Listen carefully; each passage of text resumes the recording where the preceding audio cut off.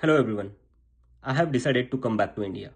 Yes, मैं अपने देश अपने घर इंडिया वापस आ रहा हूँ एजुकेशन मिनिस्टर धर्मेंद्र प्रधान का रेजिग्नेशन मांगने के लिए।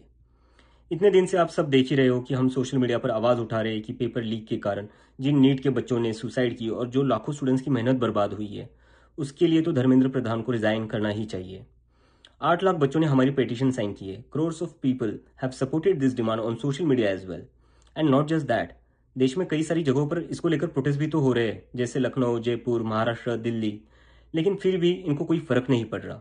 आज नीट के 22 लाख स्टूडेंट्स, सीबीएसई के 17 लाख स्टूडेंट्स, सीयूईटी के 16 लाख स्टूडेंट्स और एसएससी जीडी के 40 लाख स्टूडेंट्स, ऐसे 1 करोड़ से ज़्यादा स्टूडेंट्स हैं जिनकी ज़िंदगी के साथ मजाक किया गया है सिस्टम द्वारा।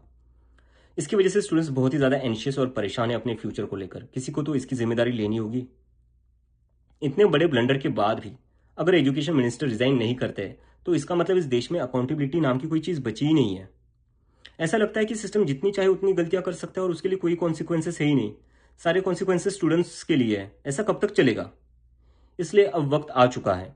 हम सबको साथ आना होगा और भारत के संविधान के रास्ते पर चलते हुए पीसफुली अपनी आवाज़ उठाकर धर्मेंद्र प्रधान के रेजिग्नेशन की डिमांड करनी होगी।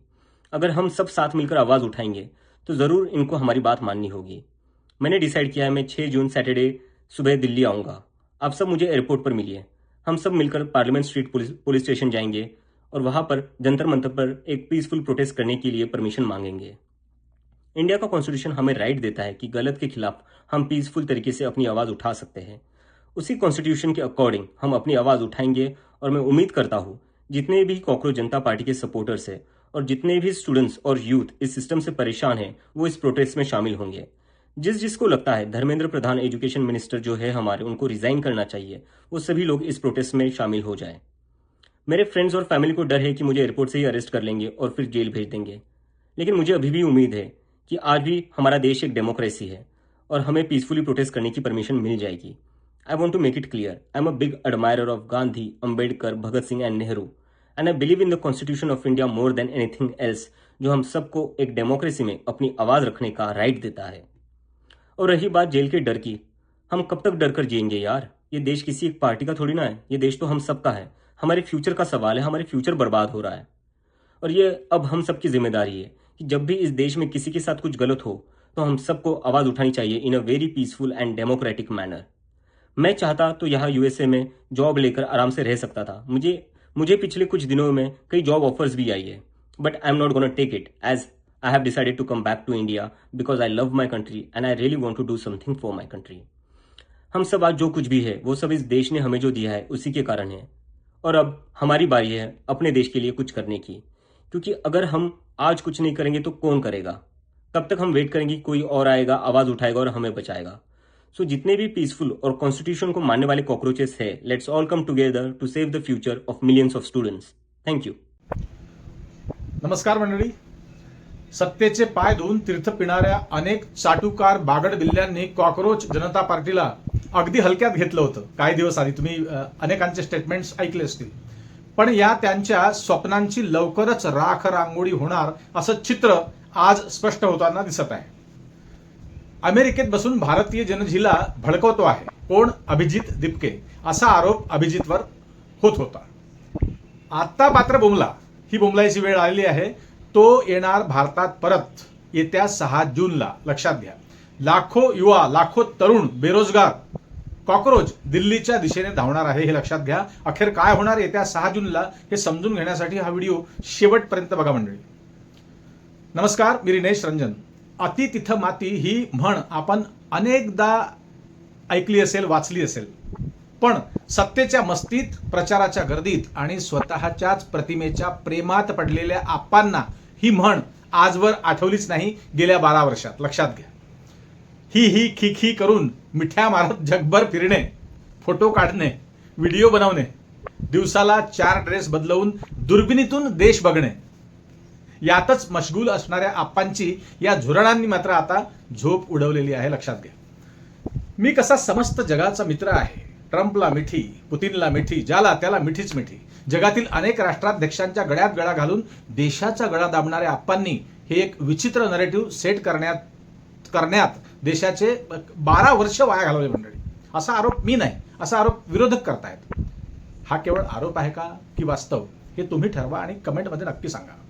गेल्या 15 दिवसात सोशल मीडियावर जे जे काही घडलं ते पाहिलं तर अति तिथं माती ही म्हण पुन्हा एकदा खरी ठरताना दिसते आहे, लक्षात घ्या. पायली भरली की सीग सांडत असते, लक्षात घ्या. कॉक्रोच जनता पार्टीची खिल्ली उडवली गेली. तुम्ही पाहिले असेल, अनेकांचे स्टेटमेंट्स ऐकले असतील.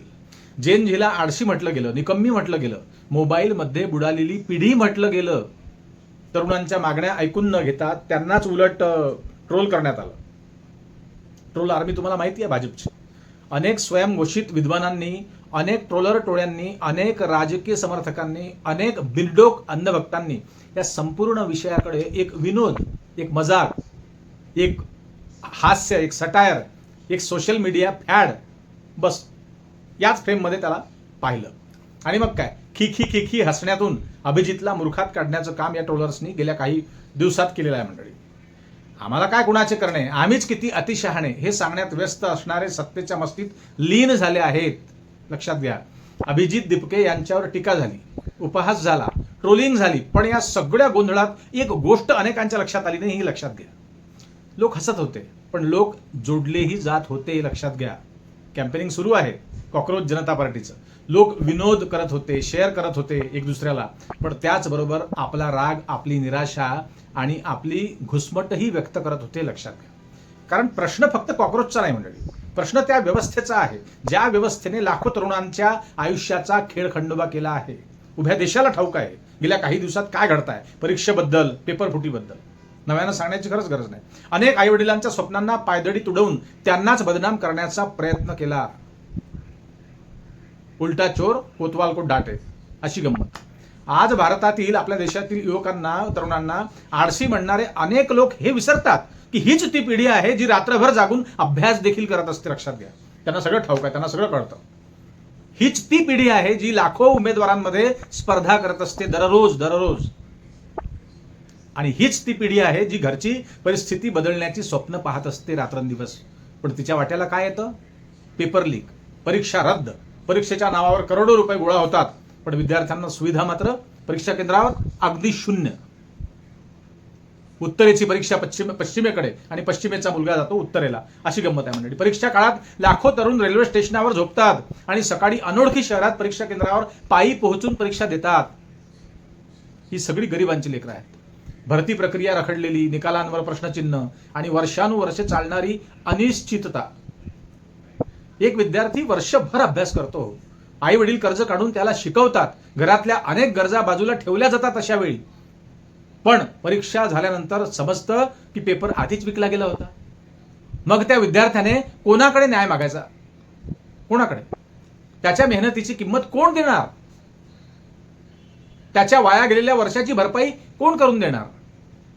आणि याच सर्व रास्त मागण्यांसाठी जेनजी रस्त्यावर उतरणार, लक्षात घ्या. गेल्या महिनाभरात नीट पेपर लीक झाला, या प्रकरणावर देशभरात चर्चा झाली. फक्त चर्चाच आहे, दुसरं काही नाही. लाखो विद्यार्थ्यांचं भवितव्य धोक्यात आहे.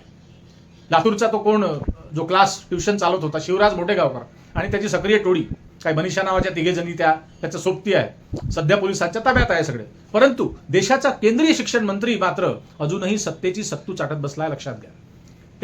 याच धर्मेंद्र प्रधान यांचा राजीनामा घेण्यासाठी अभिजित दिपके 6 जूनला दिल्लीच्या एअरपोर्टवर दाखल होणार आहे मंडळी. तो आंदोलनासाठी परवानगी देखील पोलिसांना मागणार आहे, तिथल्या लगतच्या पोलीस स्टेशनला जाऊन. परंतु त्याला परवानगी मिळेल असं अजिबातही वाटत नाही. या उलट त्याला एअरपोर्टवरच अटक करण्यात येण्याची शक्यता दाट आहे, हे त्यांनी बोलून दाखवलं. परंतु अभिजितला अटक झाली तर काय होईल? सोपं नव्हे. जेनजीचा झटका जोरात बसण्याची शक्यता आहे मंडळी, लक्षात घ्या. कारण हा विरोधी पक्ष नाही की बस ज्याला त्याला ईडी, सीबीआय आणि पोलिसांचा धाक दाखवून त्यांचं तोंड बंद करायचं, त्यांना कारागृहात पाठवायचं, त्यांच्या अंगावर शाई फेकायची. हा विरोधी पक्ष नव्हे. या देशातील हा बेरोजगार तरुण आहे, लक्षात घ्या. लाखो आई वडिलांचं स्वप्न आहे. दरवर्षी 2 करोड रोजगार हा वादा तरुण विसरले नाहीत. 15-15 लाख प्रत्येकाच्या खात्यात येणार ही फोकनाळ डायलॉग देखील हे तरुण विसरले नाहीत. आणि नेत्यांच्या नॉन मॅट्रिक अवलादी फॉर्च्युनरने फिरतायत आणि दुसरीकडे रात्रंदिवस अभ्यास करून भविष्य शोधणारे जे तरुण आहेत, त्या तरुणांच्या माथी काय? तर बेरोजगार. हा राग, हा संताप आता अगदी सिगेला पोहोचलाय मंडळी, सिगेला. फुगा फुटणार, लक्षात घ्या. त्यामुळे अभी नाही तो कभी नाही. जेनजीला ही संधी शेवटची वाटत आहे कदाचित. अभी नहीं तो कभी नहीं, अब लढना पडेगा. त्यामुळे अभिजितला जर का हातकडी लावली आणि अटक केली तर लाखो हातांच्या वज्रमुठी आकाशाकडे उंचावतील, एकमेकांच्या हातात हात घालून. लक्षात घ्या. आणि मनातली आग उफाडून यायला आता उशीर लागणार नाही, ज्वालामुखी फुटणार. लक्षात घ्या. मंडळी, तुम्हाला ठाऊक आहे, तरुण रक्ताचा दणका नेपाळने पाहिला आहे. काहीच काळ लोटलाय, फक्त पाण्यात बुडवून बुडवून तिथले नेते तरुणांनी हाणले आहेत. बेपत्ताच झाले ते, त्यानंतर परतलेच नाही. परंतु हा नेपाळ नाही. लक्षात घ्या. इथला तरुण हा संविधानावर विश्वास ठेवतो. असं घडू नये. त्याला पीसफुल प्रोटेस्ट करणं माहिती आहे, समजतं. परंतु पोलिसांचा गैरवापर करून आपांनी या जेनझीचा आवाज बंद करण्याचा प्रयत्न केला तर मात्र परिस्थिती हाताबाहेर जाऊ शकते. लक्षात घ्या. कॉकरोच जनता पार्टीच्या 2 करोड फॉलोअरपैकी फक्त 1 लाख जरी एकत्र आले दिल्लीत तरी आपांना परिस्थिती सांभाळणं कठीण होईल. लक्षात घ्या. त्यामुळे अटक न करता शिक्षण मंत्री कोण ते धर्मेंद्र प्रधानचा राजीनामा घेतला तर आप्पा फायद्यात राहतील. लक्षात घ्या. आप्पा आणि त्यांची टोळी, अर्थातच त्यांची सगळी फौज, जनतेला मुंग्या माकोडे समजायचं आणि भैरव होऊन अय्याशी करायची. आता यापुढे इथले तरुण काय कुणीच खपवून घेणार नाही, कुणीच नाही. कमेंट्समध्ये तुम्ही वाचा, प्रत्येकाच्या चॅनलच्या खाली कमेंट वाचा तुम्ही. हम करे सो कायदा ही भूमिका आता चालणार नाही. अहो, आजन्म सत्ता ही कधी काय कोणाच्या बापाची नसते. लक्षात घ्या. ज्या पद्धतीने हल्ली या देशाची वाट लावणं सुरू आहे ते आता या देशातील तरुण ऐकणार नाही, अजिबात ऐकणार नाही. येत्या 6 जूनला देशातून किती कॉकरोच दिल्ली एअरपोर्टवर पोहोचतात याची उत्सुकता अख्ख्या देशाला लागली आहे. अभिजित दिपके येणार दिल्लीला 6 जूनला आणि कॉकरोच, ज्यांना कॉकरोच म्हटलंय त्यांनी ते स्वीकारलं नाव आणि ते सगळे पोहोचतात आहे तिकडे. मंडळी, असं तुर्तास थांबतो. मंडळी, आपल्याला नेमकं काय वाटतं ते कमेंटमध्ये नक्की लिहा. जास्तीत जास्त लोकांपर्यंत हा व्हिडिओ शेअर करा, लाईक करायला विसरू नका, सबस्क्राईब करा. आणि हो मंडळी, एक विनंती आहे, जॉईन बटन दाबून आपल्या चॅनलला तुमच्या यथायोग्य सोयीनुसार आधार द्या, सहकार्य करा, ही नम्र विनंती. पुन्हा भेटू नवीन विषयावर बोलण्यासाठी नव्या दिवशी नव्या दमानं. तोपर्यंत नमस्कार. जय हिंद, जय महाराष्ट्र.